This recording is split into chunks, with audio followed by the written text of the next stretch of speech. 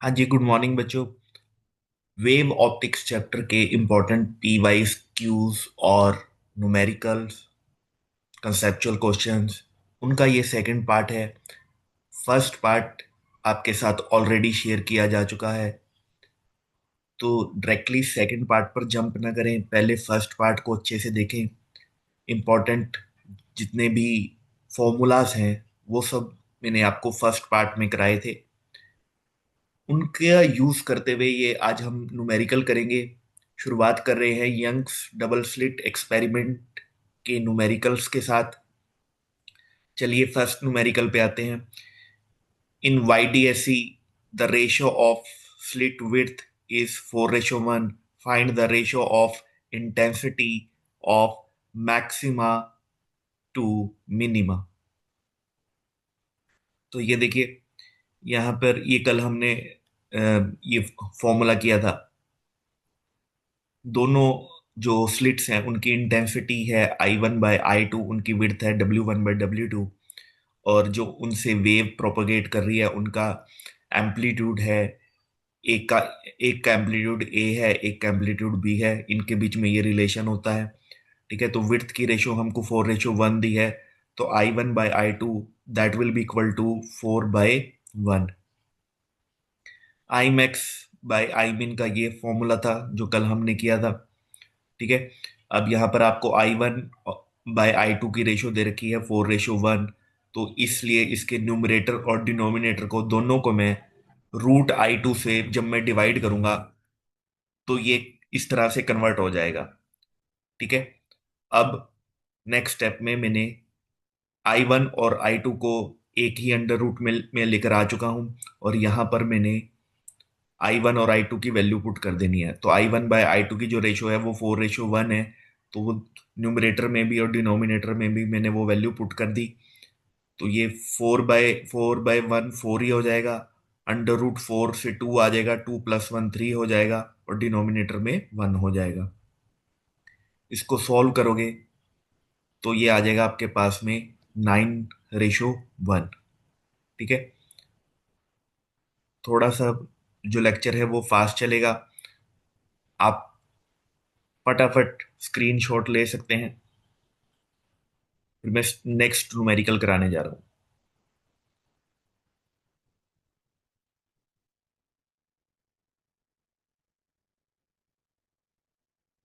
चलिए अब second numerical पे आते हैं। In YDSE light of wavelength 600 nanometer is used. The angular width of a fringe on a distant screen is 0.1 degree. Find the spacing between the slits. Spacing between the slits निकालनी है, जिसको हम small D से represent करते हैं, और ये हमें एंगुलर विड्थ दे रखी है। तो एंगुलर विड्थ को हम थीटा से रिप्रेजेंट करते हैं। थीटा हमको डिग्री में दिया हुआ है, तो उसको हम सबसे पहले रेडियन में कन्वर्ट कर लेंगे। रेडियन में कन्वर्ट करने के लिए मैंने उसे π/180 से मल्टीप्लाई कर दिया। ठीक है, पाई की वैल्यू 3.14 पुट करेंगे, तो ये आ जाएगा हमारे पास में 3.14 डिवाइडेड बाई 1800 रेडियन। अब एंगुलर विड्थ का क्या रिलेशन होता है, ये कल हमने रिलेशन किया था कि angular width is equal to λ/d। ठीक है, तो d इज इक्वल टू λ/थीटा।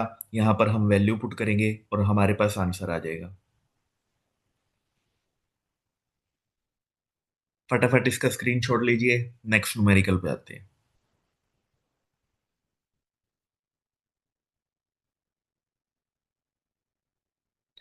चलिए नेक्स्ट न्यूमेरिकल है। In YDSE experiment if the screen is moved by 5 × 10⁻² metre toward slit, the change in fringe width is 3 × 10⁻⁻5 metre.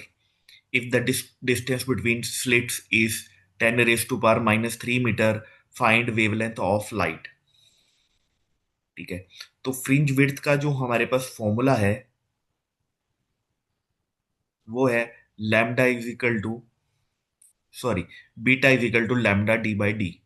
ठीक है, D क्या होता है, distance between the plane of slit and screen. Small D क्या होता है, separation between the slits. Lambda is wavelength of light use. Beta is fringe width. तो अगर मैं चेंज इन फ्रिंज विड्थ देखूंगा तो उसको मैं डेल्टा बीटा से रिप्रेजेंट कर रहा हूं। तो डेल्टा बीटा यहाँ पे हो जाएगा lambda by D delta D. यहाँ पर क्योंकि लैम्डा और डी में कोई भी चेंज नहीं दिया गया है, जो भी बीटा में चेंज आ रहा है वो डी में आने वाले चेंज के कारण है, क्योंकि हमने स्क्रीन की जो पोजीशनिंग है उसको चेंज किया है। ठीक है, इसलिए यहां पर भी डेल्टा लग गया और यहां पर भी डेल्टा लग गया। अब ये हमें क्वेश्चन में दे ही रखा है कि हम बीटा में कितना चेंज आया है और कैपिटल डी में हमने कितना चेंज किया है। दोनों की हम वैल्यू पुट कर देंगे। स्मॉल डी की वैल्यू हमें दे रखी है, और ये जैसे वैल्यू आप पुट करोगे तो आपका आंसर आ जाएगा। ठीक है जी, इसको फटाफट नोट कीजिए, फिर हम नेक्स्ट न्यूमेरिकल पे आते हैं।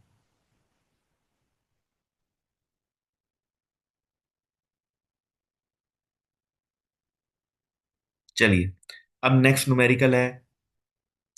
In YDSE, using monochromatic light of wavelength lambda, the intensity of light at a point on the screen where path difference is lambda is capital M. Find the intensity of light at a point where path difference is lambda by 3. ठीक है जी। तो intensity of light at any point on the screen, इसका मतलब है कि resultant intensity की बात कर रहा है, जो स्क्रीन पे इंटेंसिटी मिलती है। अब स्क्रीन पे मिलने वाली इंटेंसिटी, जो स्लिट से वेव निकल रही है उनकी इंटेंसिटीज के साथ कैसे रिलेट करते हैं हम उसको, ये फॉर्मूला होता है I R is equal to I1 plus I2 plus 2 under root I1 I2 cos phi. अब देखिए, अगर x पाथ डिफरेंस है और फाई जो है वो फेस डिफरेंस है, तो पाथ डिफरेंस और फेस डिफरेंस को हम कैसे रिलेट करते हैं। ये देखिए, मैंने यहाँ पर ये बनाया हुआ है। ये देखिए, ये अगर ये कोई वेव है, ऐसे ये वेव जा रही है, ठीक है। तो अगर एक पूरी वेव होती है, तो पूरी वेव की वेवलेंथ कितनी होती है, लैम्डा। मतलब वो कितना पार्ट ट्रेवल करती है, लैम्डा। और कितना एंगल क्रिएट करती है पूरी वेव, 2 पाई। ठीक है। अब इसी वेव का अगर एक कुछ छोटा सा पोर्शन है, ठीक है, तो वो छोटा सा पोर्शन का जो अगर मैं पाथ डिफरेंस को अगर मैं एक्स बोल लूंगा, तो जो एंगल है उसको मैं फाई बोल लूंगा। एक्स होगा पाथ डिफरेंस, फाई होगा फेस डिफरेंस। तो एक्स बाय फाई की जो रेशियो होगी, एक्स और फाई ये एक ही चीज है, और यहाँ पे लैम्डा और 2 पाई एक ही चीज है। एक ही चीज से मेरा मतलब यह है कि ये एक ही वैल्यू को रिप्रेजेंट कर रहे हैं। ठीक है, चीजें तो अलग अलग हैं क्योंकि एक पाथ डिफरेंस है, ठीक है, ये मीटर में है पाथ डिफरेंस और ये एंगल है, ठीक है, लेकिन वो एक ही वैल्यू को रिप्रेजेंट कर रहे हैं। तो एक्स, ऐसे ही एक्स और फाइव भी एक ही वैल्यू को रिप्रेजेंट कर रहे हैं, और लैम्डा और 2 पाई भी एक ही वैल्यू को रिप्रेजेंट कर रहे हैं। तो मैंने इसको लिखा X by five is equal to lambda by 2 pi. ठीक है। तो अब देखिए हमें क्वेश्चन में क्या दे रखा है, क्वेश्चन पे आते हैं। क्वेश्चन पे देखिए, the intensity of light at a point on the screen where path difference is lambda, की अगर पाथ डिफरेंस लैम्डा है तो वहां पर इंटेंसिटी ऑफ लाइट जो है वो एम है। क्या है, एम। ठीक है जी, हमने पुट किया यहाँ पे देखिए। तो हमें पाथ डिफरेंस लैम्डा दे रखा था, तो पाथ डिफरेंस लैम्डा दे रखा है। ठीक है, पाथ डिफरेंस क्या है, ये यहाँ पे आइए, ये हमको लैम्डा दे रखा है। तो एक्स की जगह मैंने क्या लिख दिया, लैम्डा लिख दिया। एक्स की जगह मैंने लैम्डा लिख दिया, तो ये हो गया lambda by five, that will be equal to lambda by 2 pi. Lambda से लैम्डा कैंसिल हो गया, फाइव जो है वो 2 पाई के बराबर आ गया। फाइव किसके बराबर आ गया, 2 पाई के। ठीक है, ये हमने फाइव की वैल्यू यहाँ पर पुट कर दी। ठीक है, तो फाइव की वैल्यू मैंने फाइव की जगह 2 पाई पुट कर दिया, और I1 और I2 जो इंटेंसिटी है वो हमको सेम दे रखी है क्वेश्चन में। तो यहाँ पर मैंने I1 की जगह भी आई पुट कर दिया है और I2 की जगह भी आई पुट कर दिया है। ठीक है, तो I R is equal to हो जाएगा 4I। अब जो रिजल्टेंट इंटेंसिटी है वो मुझे एम दे रखी है, मुझे क्वेश्चन में दे रखा है कि जहां पर ये पाथ डिफरेंस लैम्डा है वहां पर रिजल्टेंट इंटेंसिटी एम है। जहां पर पाथ डिफरेंस लैम्डा था, उस लैम्डा को मैंने पहले तो फेस डिफरेंस में चेंज किया। फेस डिफरेंस हो गया 2 पाई, फिर 2 पाई की वैल्यू पुट कर दी, और आई आर की वैल्यू आई है 4I। अब ये 4i जो है ये m के बराबर आ गया। ठीक है, क्योंकि मुझे क्वेश्चन में दे रखा है। अब अ, एक और स्क्रीन पर एक और पॉइंट है। उस पॉइंट पर पाथ डिफरेंस λ/3 है। तो पाथ डिफरेंस λ/3 है, तो x की जगह मैंने λ/3 पुट कर दिया, और मैं यहाँ पर फेस डिफरेंस फाई निकालूंगा, जहां पर पाथ डिफरेंस λ/3 था। ठीक है, तो लैम्डा से लैम्डा कैंसिल हो गया, तो फाई की वैल्यू मेरे पास आई है 2π/3 रेडियन। 2π/3, 2π/3 जो रेडियन है, ये 2π/3 रेडियन को मैंने डिग्री में कन्वर्ट कर दिया। ठीक है, पाई की जगह 180 पुट किया, तो एंगल आया मेरे पास में 120 डिग्री। अब मैंने cos 120 की वैल्यू पुट कर दी। cos 120 की वैल्यू पुट की, तो फिर मेरे पास जो रिजल्टेंट इंटेंसिटी है वो आई, क्योंकि cos 120 माइनस हाफ होता है। ठीक है, तो अब यहाँ पे देखिए, अब आई आर किसके बराबर आया, वो आया m/4 के। ये आई आर m/4 के कैसे बराबर आया, क्योंकि हम यहाँ पे देखिए ऑलरेडी क्या निकाल चुके हैं। ये देखिए, 4i आप m निकाल चुके हो, तो यहाँ से आपके पास में आई आया m/4 के। अब ये वैल्यू हम यहाँ पर पुट कर देंगे। जब ये वैल्यू मैं यहाँ पर पुट कर देता हूँ, आई की जगह m/4, तो आई आर जो है वो m/4 के बराबर आ जाएगा। ठीक है, अब ये जो सेम ऐसा ही क्वेश्चन एनसीईआरटी में भी दे रखा है। ये देखिए, ये रहा क्वेश्चन नंबर 10.5। देख रहे हैं आप, बस यहाँ पर m की जगह k लिख रखा है, बाकी क्वेश्चन में कोई भी चेंज नहीं है। ठीक है, एनसीईआरटी का एक एक क्वेश्चन करना है, ये इंपॉर्टेंट क्वेश्चन है। ठीक है, सब बच्चे करेंगे इस क्वेश्चन को। चलिए नेक्स्ट क्वेश्चन पे आते हैं। अगला क्वेश्चन भी एनसीईआरटी का ही लिया है मैंने। इन अ YDSC, slits are separated by 0.28 mm and screen is 1.4 meter away. The distance between the central bright fringe and the fourth bright fringe is measured to be 1.2 centimeter. Determine wavelength of light used. NCERT का question है ये। ठीक है, value put करेंगे। Bright का formula आपने use कर लेना है। ठीक है, beta is equal to ND λ/d। N की वैल्यू 4, क्योंकि फोर्थ ब्राइट फ्रिंज है। डी आपको दे रखा है 1.4 मीटर, मीटर में दे रखा है। लैम्डा की वैल्यू हमें निकालनी है। Small D separation between the slits 0.28 mm दिया था, तो दिया था, तो 10⁻³ से मल्टीप्लाई कर दिया। फ्रिंज विड्थ सेंटीमीटर में दी थी, तो उसको मीटर में कन्वर्ट करने के लिए 10⁻² से मल्टीप्लाई कर दिया। सारी वैल्यूज हमने पुट कर देनी है। वैल्यूज पुट करके हमने लैम्डा की वैल्यू निकाल लेनी है।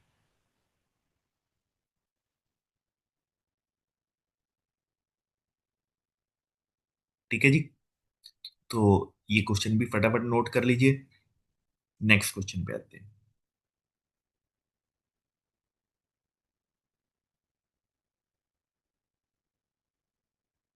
नेक्स्ट क्वेश्चन है, a beam of light consisting of two wavelengths 650 nanometre and 520 nanometer is used to obtain interference fringes in YDSC.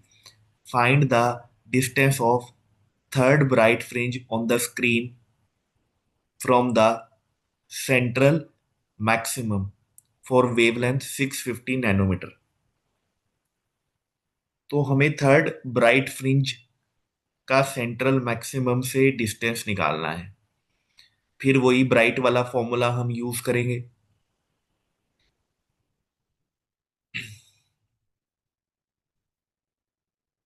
ठीक है जी, तो ये यहाँ पर ये जो पिछला जो क्वेश्चन है, यहाँ पर भी ये डिस्टेंस दिया हुआ है थर्ड ब्राइट फ्रिंज का। ये बीटा नहीं है, फ्रिंज विड्थ नहीं है, ये थर्ड ब्राइट फ्रिंज का डिस्टेंस है। ये थोड़ा सा चेंज करेंगे। यहाँ पे भी अब आपको थर्ड ब्राइट फ्रिंज का डिस्टेंस दिया हुआ है, तो आपने यहाँ पर वैल्यू पुट करी।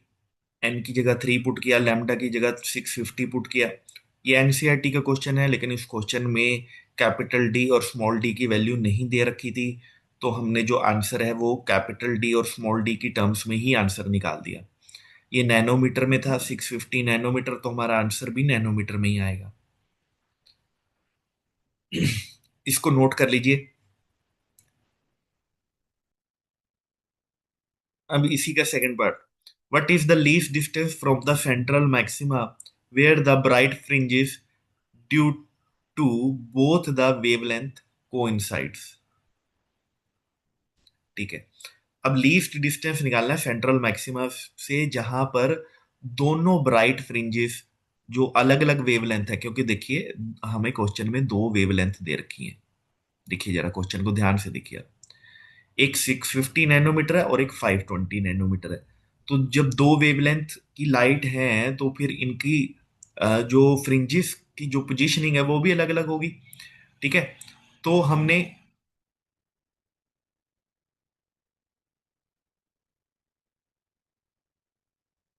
हमने लिखा let nth bright fringe due to wavelength lambda two and n minus one bright due to lambda one coincide on the screen. अच्छा, ये मुझे कैसे पता लगा कि भाई एक को nth लिखना है और दूसरे को n माइनस वन? ठीक है, कि ये कैसे पता लगा कि अगर उसकी nth फ्रिंज होगी तो दूसरे की n माइनस वन ही फ्रिंज होगी? मतलब ऐसा भी तो हो सकता था कि एक की nth फ्रिंज हो और दूसरे की n माइनस टू हो, या एक की n हो तो दूसरे की n माइनस थ्री हो। मैं ये कैसे जानूंगा कि ये एक की n होगी और दूसरे की n माइनस वन होगी? क्योंकि जो मुझे क्वेश्चन में दे रखा है, उन्होंने बोला है लीस्ट डिस्टेंस। क्वेश्चन जरा पढ़िए जरा, what is the least distance? तो लीस्ट डिस्टेंस के लिए यही कंडीशन होती है। लीस्ट डिस्टेंस का जब भी क्वेश्चन आएगा तो आपको एक की nth लिखनी है और दूसरे की n माइनस वन। ठीक है, तो हमने ये पुट करा, देखिए।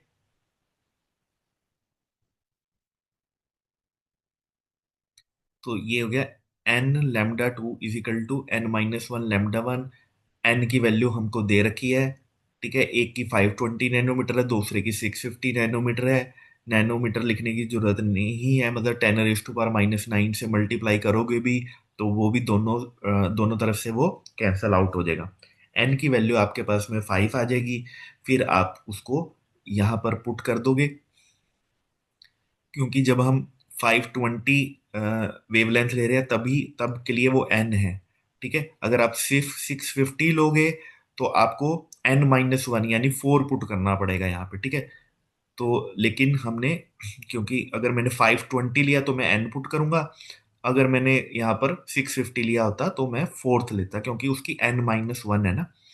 तो यहाँ पर मैंने 5 मल्टीप्लाई बाय 520, डी और स्मॉल डी की मुझे वैल्यू नहीं दे रखी है, तो ये हमारा ये आंसर हो जाएगा। ठीक है, ये जो दोनों क्वेश्चन है, ये दोनों क्वेश्चन मैंने आपको एनसीईआरटी के कराए हैं। ये देखिए, ये रहा वो 650 और 520 वाला, तो ये क्वेश्चन भी हमने कर लिया है। और ये जो उससे पहले कराया था, वेवलेंथ निकालनी थी जिसमें, ठीक है, ये उससे पहले वाला क्वेश्चन था, दोनों मैंने आपको करा दिए। एनसीईआरटी का कोई भी क्वेश्चन नहीं हमने छोड़ना है। एनसीईआरटी के जितने भी न्यूमेरिकल हैं वो कई बार एज इट इज आ जाते हैं। चलिए, एक न्यूमेरिकल मैं और करवा रहा हूं आपको। इसमें इसमें हम दो दो चीजों को कवर कर रहे हैं। ठीक है, क्योंकि देखिए न्यूमेरिकल का कोई अंत नहीं है, लेकिन मैं कोशिश कर रहा हूँ कि कम से कम न्यूमेरिकल में ही मैं सब कुछ कवर कर दूं। तो इसमें तो एक हमारे पास डार्क फ्रिंज का भी आ जाएगा। ठीक है, क्योंकि इससे पहले के दोनों न्यूमेरिकल जो हमने करे हैं वो ब्राइट के करे हैं। और दूसरा इसमें मैं वो भी कराऊंगा आपको कि अगर एक ट्रांसपेरेंट फिल्म हम प्लेस कर देते हैं तो कितना जो शिफ्ट आता है। ठीक है, उस थिकनेस निकालने का न्यूमेरिकल है। कि एक बार पूरा न्यूमेरिकल पढ़ पढ़ लेते हैं। In the wide DSC fifth dark fringe is obtained eight a point if a thin transparent film is placed in the path of one of the wave, seventh bright fringe is obtained at the same point. Find the thickness of the film in terms of wavelength lambda and refractive index mu. चलिए, अब देखिए, सबसे पहले मैंने dark fringe का लिखा। ये formula होता है डार्क फ्रिंज का हमारे पास में। तो फिफ्थ डार्क फ्रिंज बन रही थी, तो एन की जगह 5 पुट किया, तो ये हो गया 9 d लैम्डा बाय 2t। ठीक है। अब जब मैंने एक स्लिट से जो वेव निकल रही थी उसके पाथ में मैंने एक ट्रांसपेरेंट जो ट्रांसपेरेंट जो वो है, फिल्म है, ग्लास स्लैब है, उसको मैंने प्लेस कर दिया। उसको प्लेस कर दिया तो उसी फिर क्या है कि उस पोजीशन पे अब क्या बनने लगी है, seventh bright fringe.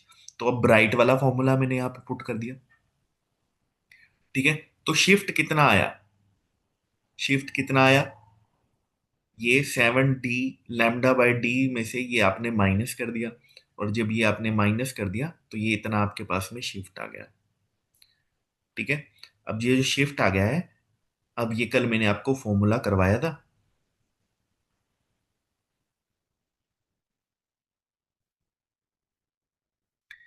That shift will be equal to d/d n-1 × t। यहाँ पर n क्या होता है, थिकनेस ऑफ द स्लैब। ठीक है। सॉरी, n होता है refractive index of the medium of the slab, and t होता है thickness of the slab. n होता है refractive index of the medium of the slab, and t होता है थिकनेस ऑफ द स्लैब। ठीक है। तो रिफ्रैक्टिव इंडेक्स हमको म्यू दे रखा, तो मैंने म्यू पुट कर दिया। ठीक है। और जो भी यहाँ से कैंसल आउट हो रहा है वो कैंसल आउट कर दीजिए। ठीक है।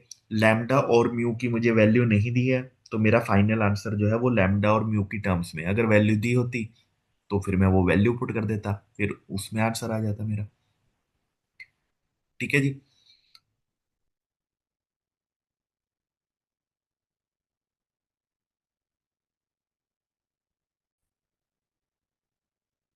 चलिए अब डिफ्रैक्शन वाला पार्ट करते हैं। तो देखिए पहले डिफ्रैक्शन हमने ये डिफ्रैक्शन है।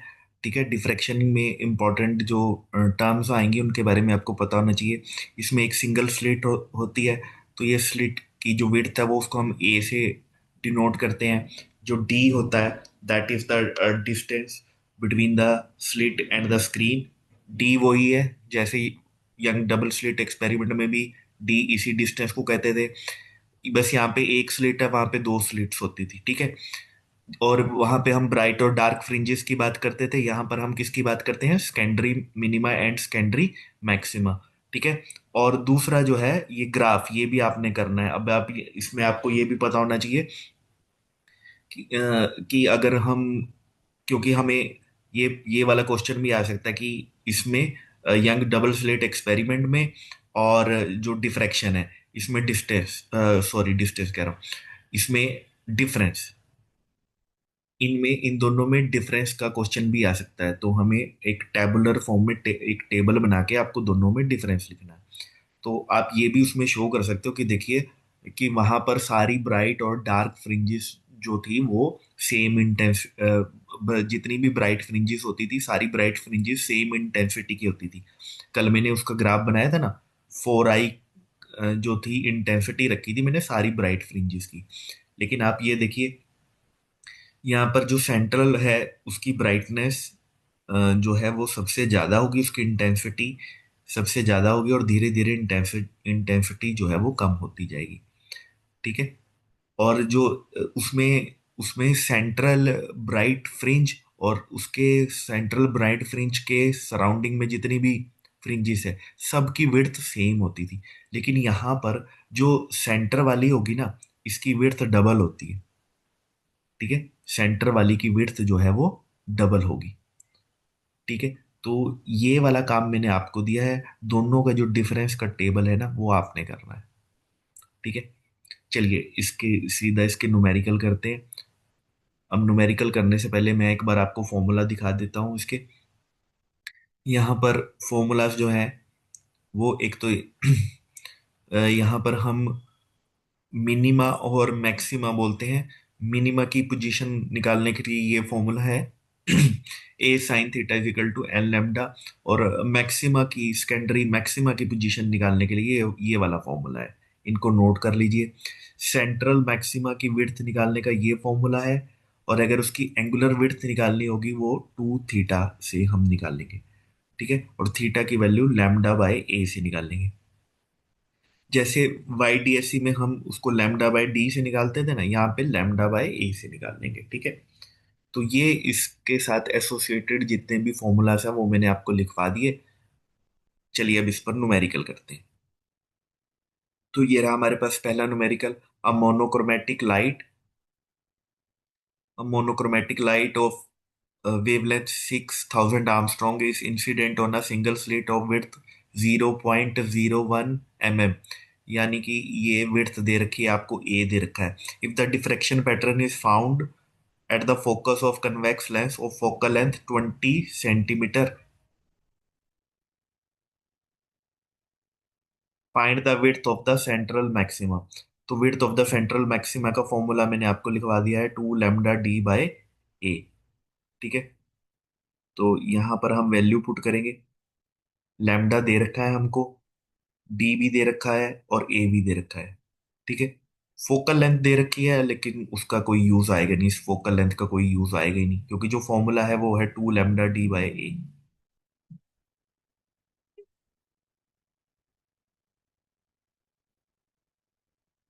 लेकिन एक मिनट, हाँ जी, यहाँ पर ना फोकल लेंथ का जो इन्होंने यूज किया ना, वो फोकल लेंथ का यूज किया है इन्होंने ये डी डी निकालने के लिए, ठीक है। डिस्टेंस निकालने के लिए ये इन्होंने फोकल लेंथ का जो है यूज किया है, क्योंकि ये इन्होंने यहाँ पर ये इस मतलब ऐसा दिखा रखा है कि भाई ये ही वाला डिस्टेंस जो है, ये वाला डिस्टेंस जो है वो डी है, ठीक है। समझ में आई जी बात, क्योंकि अब ये थोड़ी बहुत इन्होंने इसमें अप्रोक्सीमेशन कर रखी होगी, इस डिस्टेंस को इग्नोर करके यही वाले डिस्टेंस को डी ले रखा है, ठीक है। तो चलिए यहाँ पर हम फिर वो फॉर्मूला लगाकर विड्थ निकाल लेंगे, ठीक है। तो ये हमारे पास विड्थ आ जाएगी सेंट्रल मैक्सिमा की।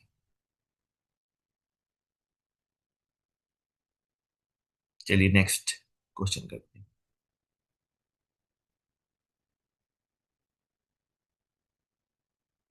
A microwave of wavelength 2 centimeter falls normally on a slit of width 4 centimeter. Find the angular spread of the central maxima of the diffraction pattern obtained on the screen 1.5 1.5 centimeter away।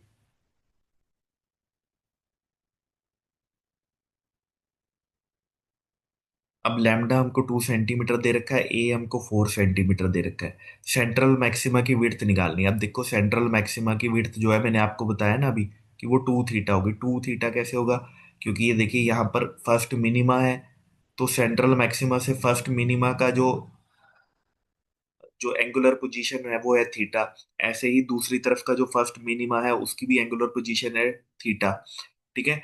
तो जो ये central maxima है उसका कितना spread होगा, कितने जगह में वो फैलेगा, उसका एंगुलर स्प्रेड होगा 2 थीटा, ठीक है।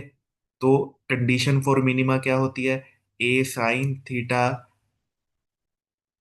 Is equal to N lambda. क्योंकि फर्स्ट मिनिमा है तो एन की जगह हमने 1 पुट कर दिया, A sine theta is equal to lambda, तो sine theta is equal to lambda by ए।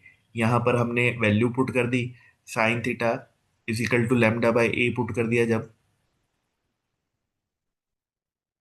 तो यहाँ पर ये हमारे पास आएगा 1/2, तो थीटा आ जाएगा 30 डिग्री।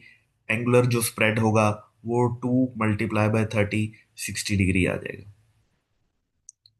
चलिए नेक्स्ट न्यूमेरिकल करते हैं। In an experiment of single slit diffraction pattern, first minima for red light coincide with first maxima of some other wavelength. If wavelength of red light is 6600 Armstrong, find the wavelength of the other color light, ठीक है। तो first minima red light का और दूसरी जो light है उसका first maxima वो कौन साइड कर रहा है, चलिए। तो minima of red colour is maxima of unknown wavelength, ठीक है।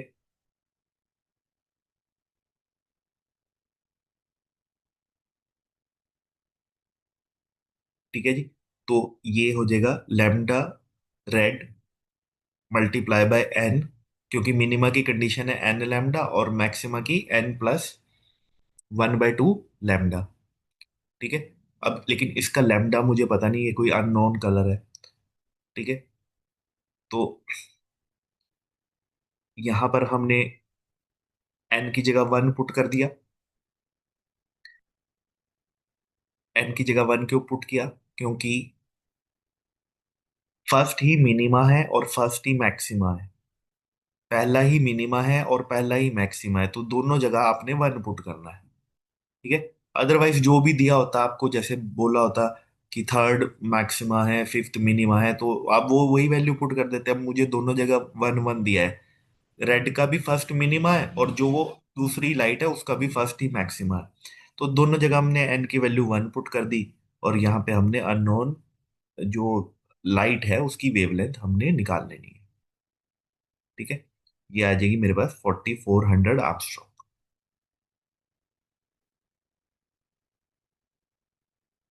चलिए जी, नेक्स्ट क्वेश्चन देखते हैं।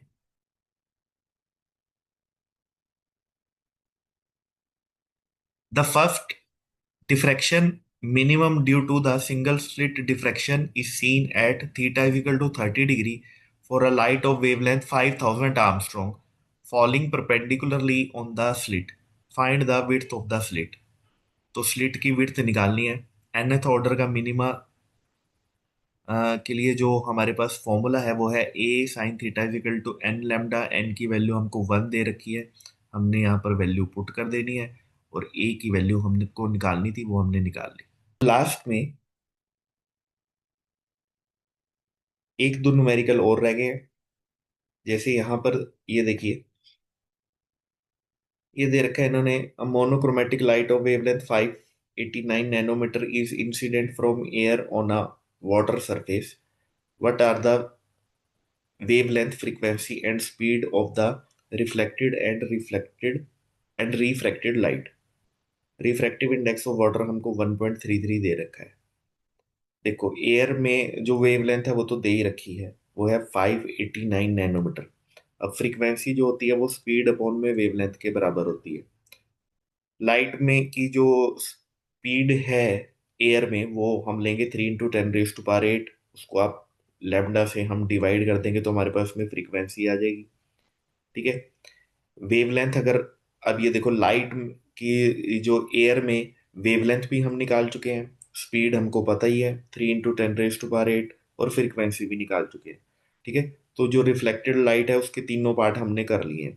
अब जब बात आएगी रिफ्रैक्टेड लाइट की, तो रिफ्रैक्टेड के लिए हमें देखना है कि जब मीडियम चेंज हो रहा है तो वेवलेंथ कैसे चेंज होगी। वाटर में जो वेवलेंथ होगी वो एयर की वेवलेंथ को वाटर के रिफ्रैक्टिव इंडेक्स से आप डिवाइड कर देंगे। ये वाला रिलेशन रहेगा किसी भी मीडियम में। जो वेवलेंथ रहेगी वो एयर को आपको डिवाइड करना है उस मीडियम के रिफ्रैक्टिव इंडेक्स से। तो वाटर का रिफ्रैक्टिव इंडेक्स है 1.33। ठीक है। तो यहाँ पर जो एयर में जो वैल्यू आई है 589 आई है, उसको आपने 1.33 से डिवाइड कर देना है तो आपके पास आंसर आ जाएगा। ठीक है। ये आप खुद करेंगे। 589 नैनोमीटर को 1.33 से डिवाइड करना है। अगला पार्ट जो है वो आपको निकालना है speed of light in water. वो जो लाइट की स्पीड एयर में दे रखी है उसको फिर हमने 1.33 से डिवाइड करना है, तो हमारे पास वाटर में जो लाइट की स्पीड है वो भी आ जाएगी। ये वाला जो वेव फ्रंट बनाने वाला पार्ट है ये हमने कल ही कर लिया था पिछले वीडियो में, जो वेव ऑप्टिक्स का फर्स्ट पार्ट है। Refractive index of a glass is 1.5. What is the speed of light in glass? Speed of light in vacuum हमको दे रखा है। ये तो बड़ा बेसिक सा क्वेश्चन है, 10वीं में भी किया है हमने ये। Speed of light in glass निकालना है। Speed of light in glass जो होगा वो लाइट की जो एयर में स्पीड है ना, उसको हम ग्लास के रिफ्रैक्टिव इंडेक्स से डिवाइड कर देंगे। ठीक है। यहाँ पे भी आपको बताया कि जो भी स्पीड होती है ना उसको उस मीडियम के रिफ्रैक्टिव इंडेक्स से आप डिवाइड कर दोगे, तो ये डिवाइड करके आ जाएगा ये आपके पास में 2 × 10⁻⁸मीटर पर सेकेंड। फिर है, is the speed of light of glass independent of the colour of the light? If no, which of the two colours red और violet travel slower in the glass prism? क्या ग्लास प्रिज्म में कोई भी जो light आती है उसकी जो स्पीड है वो इंडिपेंडेंट होती है कलर से? नहीं, ये तो डिपेंडेंट होती है। डिपेंडेंट क्यों होती है? क्योंकि हर एक कलर का अलग रिफ्रैक्टिव इंडेक्स होता है। हर एक कलर का अलग रिफ्रैक्टिव इंडेक्स होता है, मतलब ये तो बड़ा कंफ्यूजन वाली बात होगी कि जैसे अगर मैं आपको बोलूं कि ग्लास का रिफ्रैक्टिव इंडेक्स 1.5 है, तो ग्लास का रिफ्रैक्टिव इंडेक्स 1.5 है, तो ये कैसे निकाला था मैंने? ये मैंने निकाला था मोनोक्रोमेटिक लाइट का यूज करके। अब मोनोक्रोमेटिक लाइट तो होती है सिंगल कलर की लाइट। अब वो सिंगल कलर की लाइट जो है वो रेड कलर की भी हो सकती है, ब्लू भी हो सकती है, ग्रीन भी हो सकती है, येलो भी हो सकती है, ऑरेंज भी हो सकती है, ठीक है, रेड भी हो सकती है, कोई भी लाइट हो सकती है। तो ये 1.5 जो रिफ्रैक्टिव इंडेक्स है ग्लास का, ये क्या कलर पे डिपेंड करता है? बिल्कुल करता है। तो अगर ये कलर पे डिपेंड करता है तो हम निकालते कैसे हैं refractive index? Generally yellow colour को लेकर निकाला जाता है किसी भी चीज का रिफ्रैक्टिव इंडेक्स, ठीक है, क्योंकि येलो कलर जो है वो स्पेक्ट्रम में, वो जो है वो बीच में लाई करता है, तो येलो को हम येलो कलर से निकालते हैं किसी भी चीज का रिफ्रैक्टिव इंडेक्स। लेकिन अगर मैंने येलो की जगह कोई और कलर लिया तो फिर जो उस ग्लास का रिफ्रैक्टिव इंडेक्स है वो चेंज हो जाएगा। किस रिलेशन के अकॉर्डिंग चेंज हो जाएगा? देखिए, refractive index for violet colour, wave multiply by wavelength of violet colour is equal to refractive index of red colour multiply by lambda for red. अब जो लैम्डा फॉर रेड है वो greater than lambda for violet है, क्योंकि मुझे पता है red colour की वेवलेंथ सबसे ज्यादा होती है, ठीक है। अगर वेवलेंथ ज्यादा होगी तो फिर रिफ्रैक्टिव इंडेक्स कम होगा। देखो यहीं से इस रिलेशन से पता लग रहा है ना कि अगर ये वैल्यू ज्यादा हो जाएगी तो ये वैल्यू को कम होना पड़ेगा, तभी तो बीच में इक्वल टू का साइन आएगा। तो यानी कि वॉयलेट कलर का रिफ्रैक्टिव इंडेक्स ज्यादा है। और अभी मैंने आपको बताया कि जो स्पीड होगी किसी मीडियम में वो सी डिवाइडेड बाय एन होगी, यानी refractive index of that medium होगा। क्योंकि वॉयलेट कलर के लिए रिफ्रैक्टिव इंडेक्स ज्यादा है तो वॉयलेट कलर के लिए स्पीड क्या हो जाएगी? कम, ठीक है। तो इस क्वेश्चन का यही आंसर है कि किस कलर के लिए स्पीड कम होगी जी? वॉयलेट कलर के लिए स्पीड कम होगी, ठीक है। कैसे इसको शो कर रहा है ये मैंने अभी आपको करके दिखाया, ठीक है। तो इसी के साथ ये जो चैप्टर है वेव ऑप्टिक्स का ये हम एंड कर रहे हैं, ठीक है।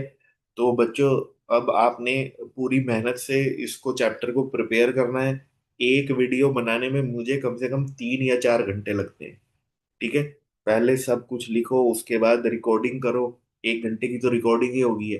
तो इसलिए जो मैं कर रहा हूँ उसका तभी फायदा है अगर आप उसको अच्छे से वीडियो को देख रहे हैं, नोट्स बना रहे हैं। हर बच्चा नोट्स शेयर करे मेरे साथ। तो यहीं पर हम क्लास एंड करते हैं।